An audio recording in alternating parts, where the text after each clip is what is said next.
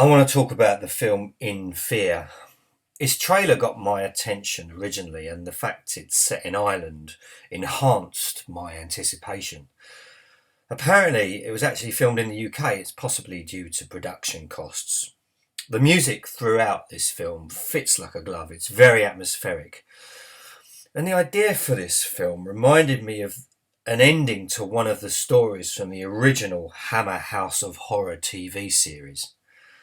The first part of this ride will remind you of those reoccurring Groundhog Day nightmares we all have experienced. So we're off to a good start.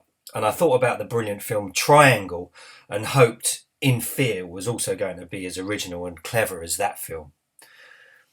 Being in a car, helpless in the middle of nowhere, is excellently presented in the original The Hitcher, and some of us have heard on the news survival stories about on-foot travellers being disorientated because when every trekking route they decide to take looks just exactly the same. So this is a crucial point. I've just given those two examples, one from a film and another from real life, just to indicate to you that the research is out there for creatives to dip into. You've got the web to research interesting news stories about disorientation, and if I were to make a film about a mysterious lone tormentor, I'd watch Rutger Hauer's portrayal of John Ryder in The Hitcher and create a new character that's memorable with his intentions and background carefully thought out. And if I can't improve or build upon what's been done before, I wouldn't bother.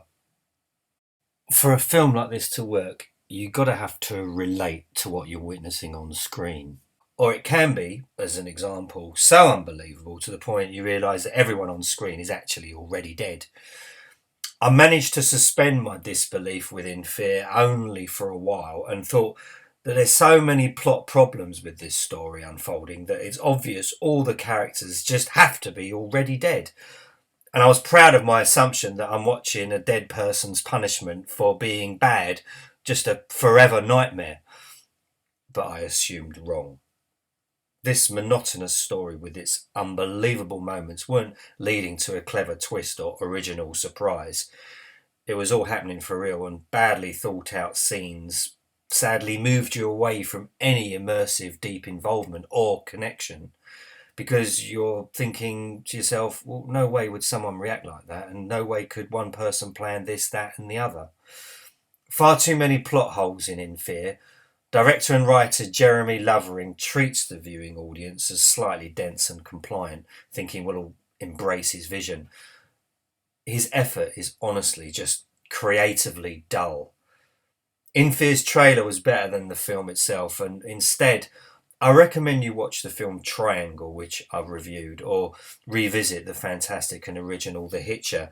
And if you need further recommendations from me, look at the list of all my reviews at bleedingfilms.com, or if you want to witness disturbing and original stories, watch my horror medication series by subscribing to my YouTube channel.